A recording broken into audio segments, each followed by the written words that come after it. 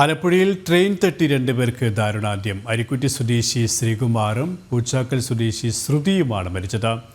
FCIക്ക് സമീപമായിരുന്നു അപകടം. വിവരങ്ങളുമായി നിഷ ദിലീപ് ചേരുകയാണ്. നിഷ, എപ്പോഴായിരുന്നു ദാരുണമായ ഒരു സംഭവം?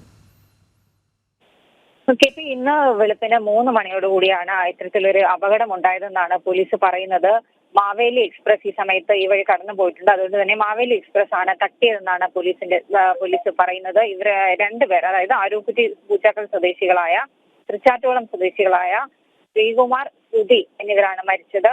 ഇതിൽ ആദ്യം ശ്രീകുമാറിനെ മാത്രമായിരുന്നു തിരിച്ചറിഞ്ഞത്. പിന്നീട് നടത്തിയ പരിശോധനയിലാണ് ഇത് ശ്രുതി എന്ന് പറയുന്ന തൃശ്ശാറ്റുകുളം സ്വദേശിയുടെ മൃതദേഹമാണ് എന്നുള്ള കാര്യം മനസ്സിലായത്. ആലപ്പുഴ FCI ഗോഡൌണിന് സമീപം ആയിരുന്നു ഇത്തരത്തിലൊരു അപകടം ഉണ്ടായത്. FCI ഗോഡൌണിനോട് ചേർന്ന് അണ്ടർപാസിനോട് ചേർന്നുണ്ടായ റൺ ഓവറിലാണ് ഇത്തരത്തിൽ ഇവർ രണ്ടുപേരുടെയും മൃതശരീരങ്ങൾ കാണപ്പെട്ടത്. മൃതശരീരം കിടന്നതിന് സമീപത്ത് ഒരു ബുള്ളറ്റ് ഉണ്ടായിരുന്നു. ഈ ബുള്ളറ്റിന്റെ സമീപത്ത് നിന്നും ഇവരുടെ തിരിച്ചറിയൽ രേഖ, ശ്രീകുമാറിന്റെ തിരിച്ചറിയൽ രേഖ ലഭിച്ചിരുന്നു. അതിൽ നിന്നാണ് കൃത്യമായി ഇവരെ തിരിച്ചറിഞ്ഞത്. ഇവർ രണ്ടുപേരുടെയും മൃതശരീരങ്ങൾ വണ്ടാനം മെഡിക്കൽ കോളേജ് ആശുപത്രിയിലേക്ക് മാറ്റിയിട്ടുണ്ട്. നിഷ ദിലീപാണ് വിവരങ്ങൾ നൽകിയത്.